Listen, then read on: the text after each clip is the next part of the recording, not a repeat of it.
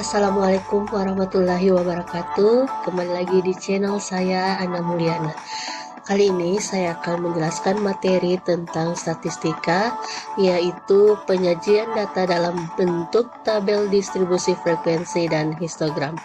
Untuk lebih jelasnya, ikuti penjelasan saya.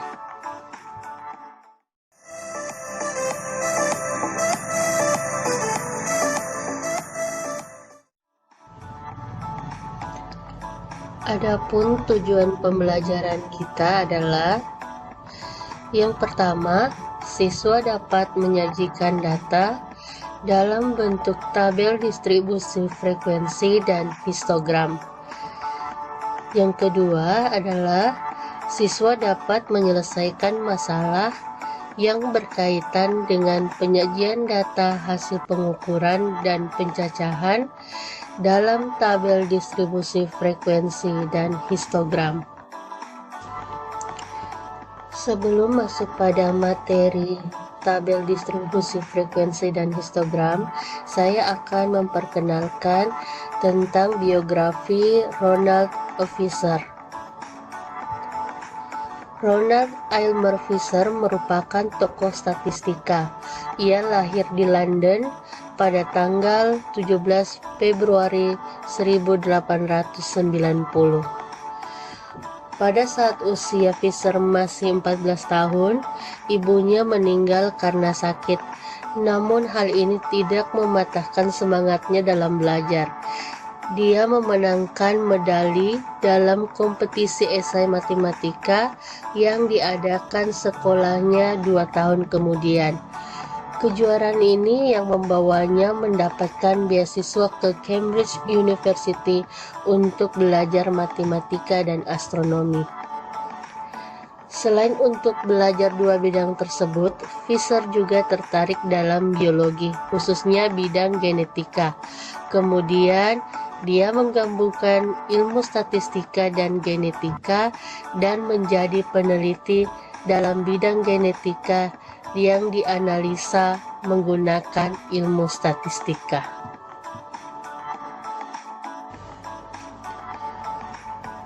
Apakah statistika dan statistik itu? Statistika adalah salah satu cabang matematika yang mempelajari cara pengumpulan, penyajian, penganalisaan, dan penarikan kesimpulan dari data. Sedangkan statistik adalah segala informasi yang bisa kita dapatkan dari data. Selanjutnya, apakah kegunaan statistika itu sendiri? Yang pertama, dalam bidang pendidikan, statistik dapat digunakan untuk mengolah nilai mata pelajaran siswa. Dalam ilmu ekonomi, statistik dapat menganalisa pendapatan dan pengeluaran penduduk atau masyarakat. Dalam ilmu kedokteran, statistik juga dapat digunakan untuk menganalisis penyakit. Dalam bidang politik dan keuangan, statistik digunakan dalam perhitungan caleg yang dapat kita lihat di TV atau koran, bursa efek saham, kurs rupiah, dan banyak lagi yang lainnya. Dan juga dalam rumah tangga, statistik membantu kita dalam mengatur berapa jumlah pengeluaran kita yang disesuaikan dengan pendapatan yang kita peroleh, lalu memilih barang yang mana yang akan kita beli dan lainnya. Jadi masih banyak kegunaan statistika lainnya yang bisa kita gunakan dalam kehidupan sehari-hari. Untuk memahami bagaimana cara membuat tabel distribusi frekuensi, kalian bisa memperhatikan contoh soal yang akan saya berikan. Yang pertama, ini seorang peneliti melakukan survei terhadap 80 suatu warga desa mengenai pada usia berapa mereka melakukan pernikahan. Hasil survei tersebut diberikan di bawah ini dalam satuan tahun. Buatlah tabel distribusi frekuensinya. Ini ya, di sini ada 80 data ya, 80 data pada suatu warga desa mengenai pada usia berapa mereka melakukan pernikahan. Jadi ada di sini 18 tahun, 26 tahun, 32 tahun, dan seterusnya.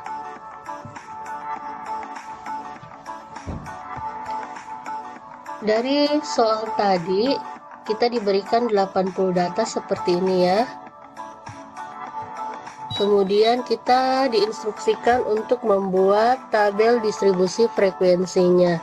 Untuk membuat tabel distribusi frekuensi, maka langkah pertama yang harus dilakukan adalah kita akan menentukan rentangannya terlebih dahulu. Nah, rumus dari rentangan itu adalah nilai terbesar dikurangi dengan nilai terkecil. Kita amati data yang diberikan. Setelah kita amati, ternyata nilai yang terbesar adalah 40. Ya, ini nilai yang terbesar adalah 40. Itu dikurangi dengan nilai terkecil. Nilai terkecilnya ini adalah 16. Jadi setelah dilihat, ternyata nilai terbesarnya adalah 40 dan nilai terkecilnya adalah 16. Sehingga rentangannya adalah 40 dikurangi 16, yaitu 24.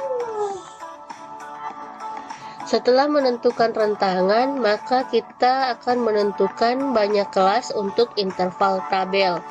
Rumusnya adalah K sama dengan, K ini adalah banyaknya kelas ya, K sama dengan 1 tambah 3,3 log N. Ini turun, K sama dengan 1 tambah 3,3 log 80. Jadi N ini adalah banyak data. Seperti kita lihat tadi di soal bahwa data yang diberikan adalah 80. Sehingga kita mengganti nilai N-nya ini dengan 80. Kita tulis kembali lagi 1 tambah 3,3 log 80. Log 80 ini bisa kita peroleh dengan menggunakan nanti tabel logaritma atau dapat menggunakan kalkulator. Nah, log 80 ini hasilnya adalah 1,9031.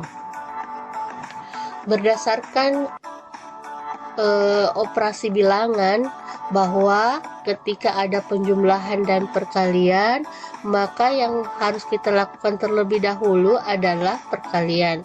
Sehingga kita mengalihkan terlebih dahulu 3,3 kali 1,9031. Ini hasilnya adalah 6,28023. Setelah itu kita jumlahkan dengan 1, hasilnya adalah 7,28023. Nah, karena banyak kelas itu harus bilangan bulat, maka kita akan melakukan pembulatan terhadap bilangan ini ya. Sehingga itu pembulatannya bisa 7 atau bisa juga dengan 8 dibulatkan ke atas. Tapi untuk kali ini saya mengambil pembulatan yang paling kecil, yaitu 7. Setelah menentukan banyak kelas, maka kita akan menentukan panjang kelas interval.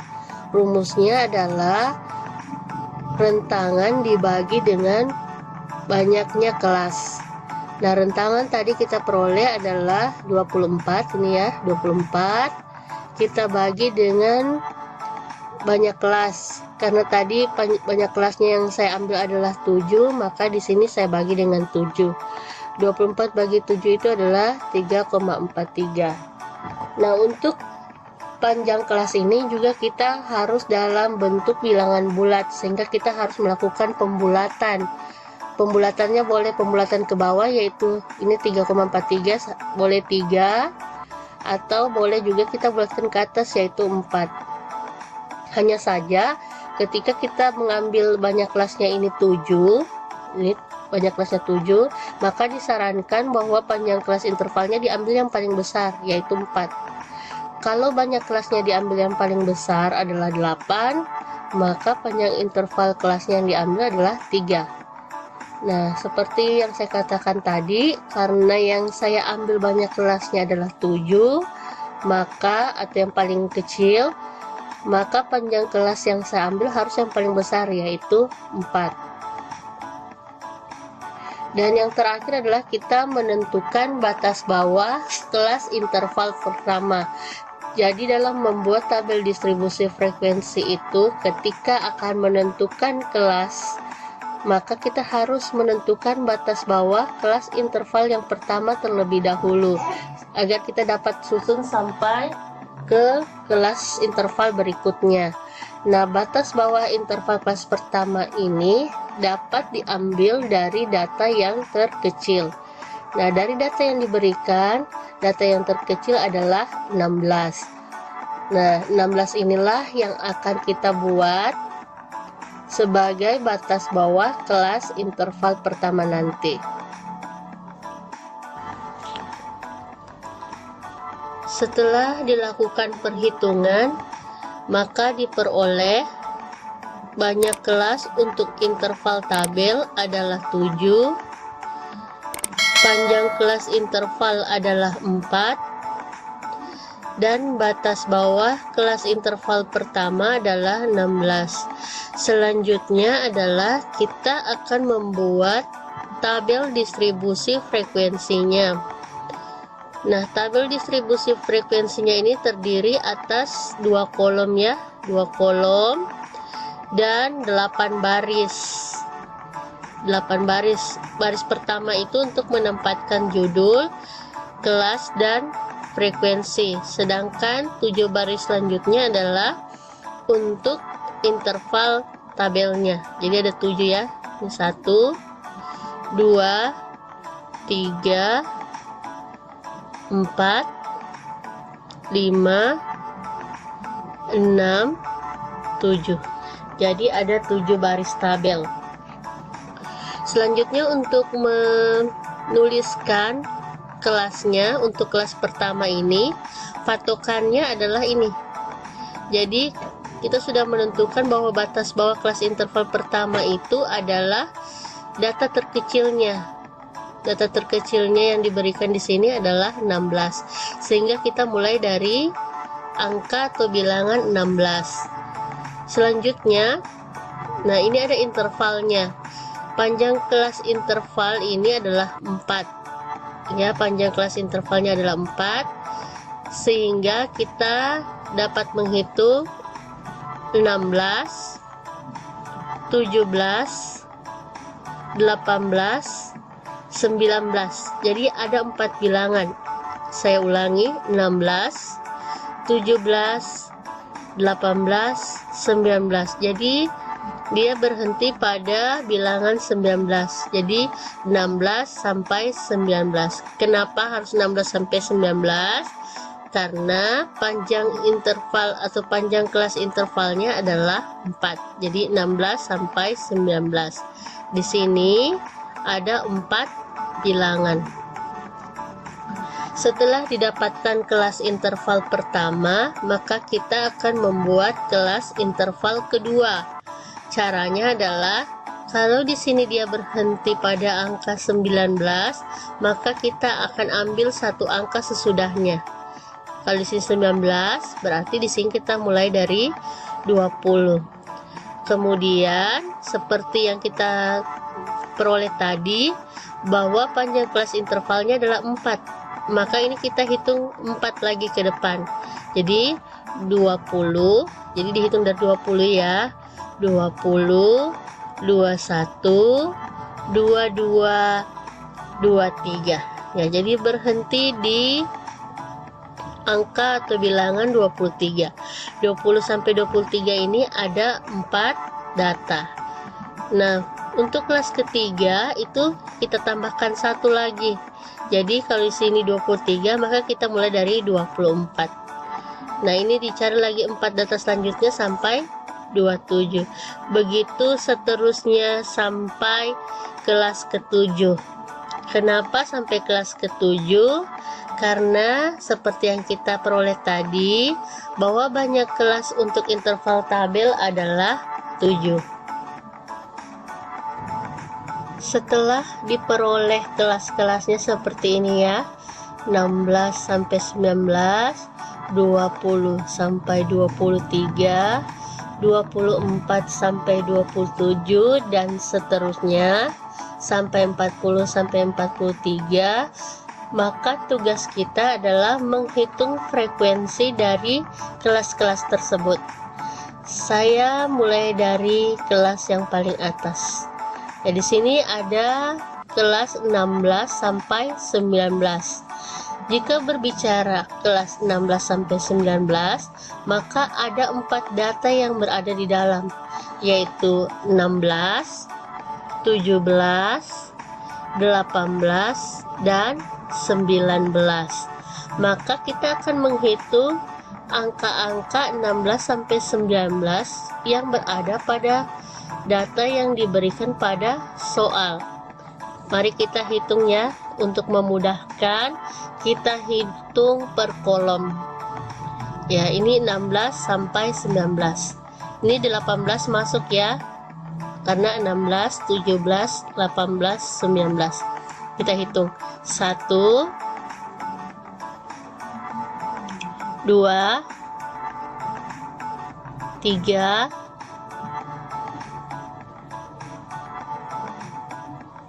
4,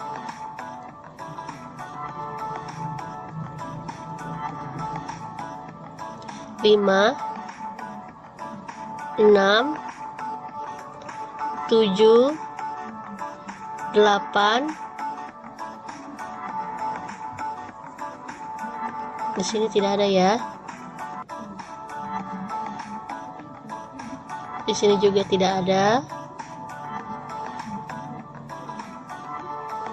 9, 10,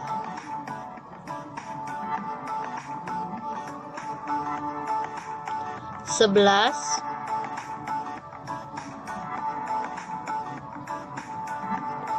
13, 14.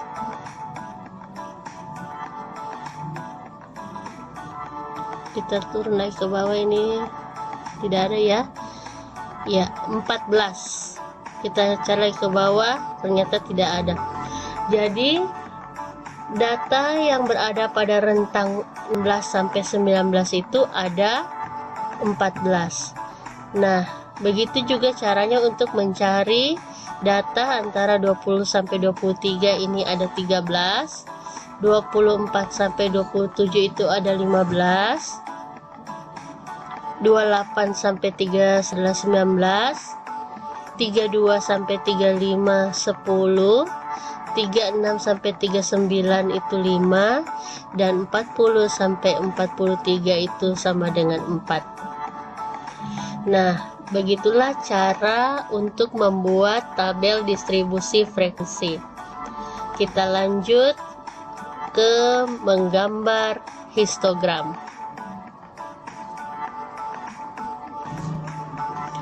Untuk mengetahui bagaimanakah cara menggambar histogram itu sendiri, maka kita bisa memperhatikan contoh soal kedua.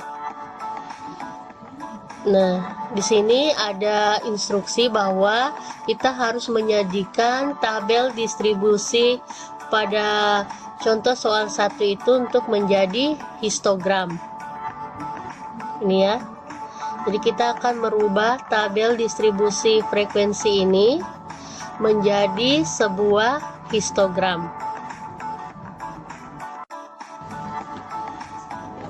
Dari contoh soal tadi, maka cara menyajikan tabel distribusi frekuensi ke dalam histogram adalah langkah pertamanya adalah kita akan mencari batas kelas.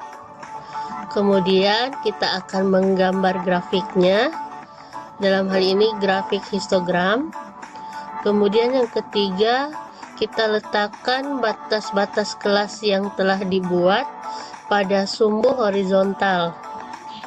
Kemudian yang keempat, letakkan frekuensi pada sumbu vertikal. Nah, pada contoh soal tadi, yang diberikan adalah hanya kelas dan frekuensi. Jadi yang ada pada soal hanya kelas dan frekuensi. Maka langkah selanjutnya adalah kita akan mencari batas kelas. Bagaimanakah cara mencari batas kelas itu? Nah, untuk batas kelas yang paling bawah ini itu akan dikurangi dengan 0,5, sehingga 16 dikurangi 0,5 adalah 15,5. Sedangkan untuk batas kelas atau kelas yang berada data yang paling atas ini 19, ini kita tambahkan dengan 0,5, sehingga 19 ditambah 0,5 itu hasilnya adalah 19,5. Begitu juga untuk kelas selanjutnya. Bagian bawah ini yang disebut dengan batas bawah kelas itu 20 dikurangi 0,5, hasilnya adalah 19,5. Sedangkan untuk yang data paling atas ini 23 itu ditambahkan 0,5, sehingga hasilnya adalah 23,5. Jadi untuk memperoleh batas kelas itu, yang pertama adalah kalau dia batas kelas bawah ini berarti dia dikurangi 0,5, dan kalau batas atas itu ditambah dengan 0,5. Ini berlaku untuk semua kelas. Jadi kalau yang bagian bawah dikurangi 0,5, bagian atas ditambah 0,5. Setelah memperoleh batas kelasnya, maka kita akan membuat histogramnya. Nah, ini kita membuat grafik ya. Di sini langkah kedua adalah menggambar grafiknya. Grafiknya ini seperti ini ya. Ini grafik. Grafik ini sama dengan membuat grafik sumbu X dan Y.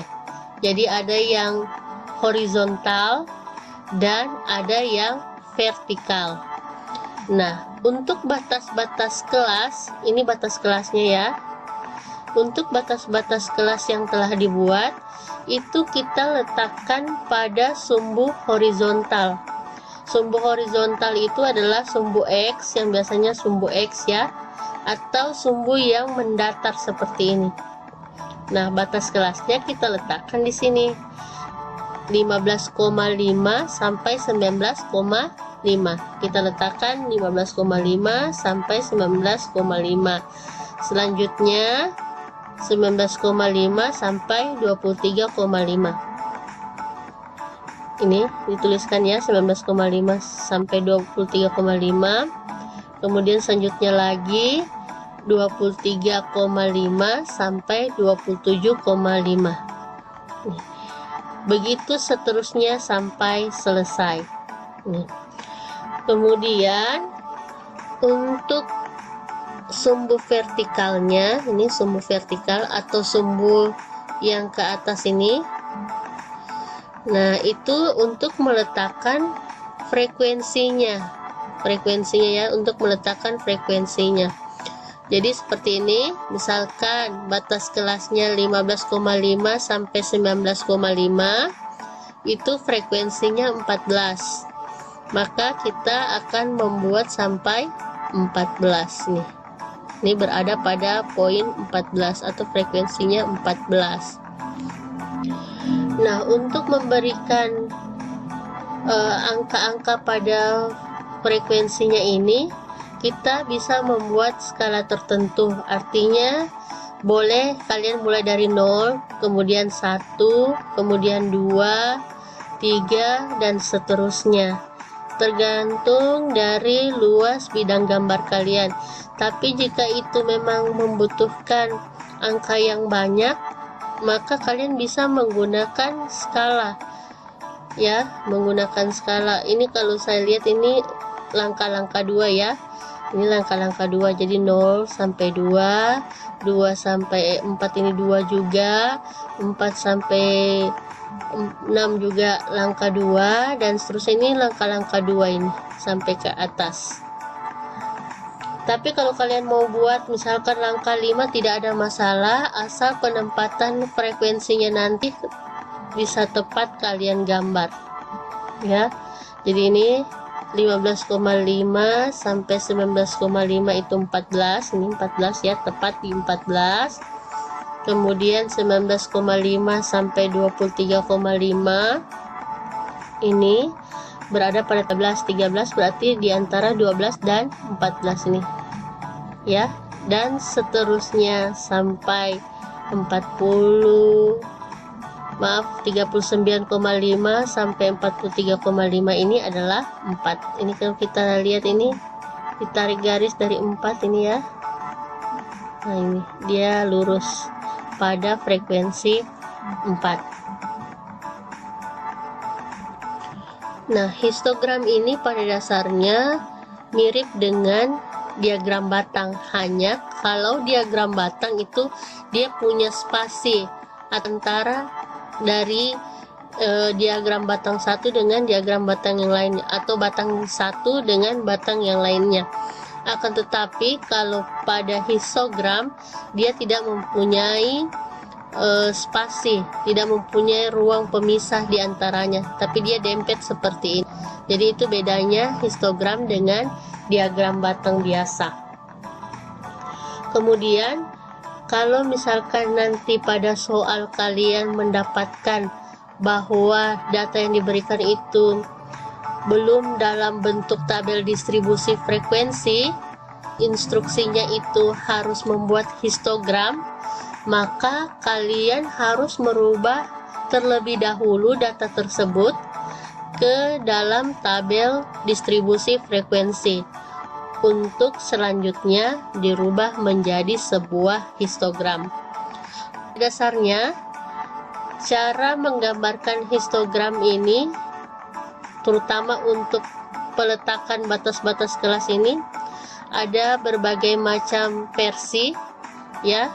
Boleh dituliskan kelasnya seperti ini. Jadi 15 sampai 19,5. Jadi dia pakai kelas ya di sini. Akan tetapi ada juga orang yang menggambarkan histogram itu boleh langsung 15,5, tidak pakai garis datar lagi, langsung 19,5. Jadi di sini 15,5. Ini langsung 19,5, langsung 23,5. Jadi tidak ada penulisan sampai kayak begini. 15,5 sampai 19,5. Ya, untuk menggambarkan histogram itu ada kalian.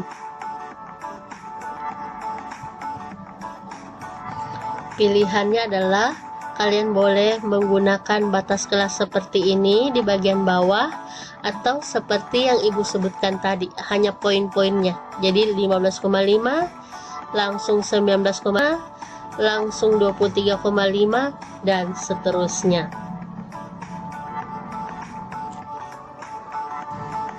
Itu tadi pemaparan saya tentang materi penyajian data dalam bentuk tabel distribusi frekuensi dan histogram. Terus dukung channel saya, Ana Mulyana, agar channel ini bisa berkembang dan bisa memberikan manfaat kepada kalian semua. Sekian, terima kasih. Wassalamualaikum warahmatullahi wabarakatuh.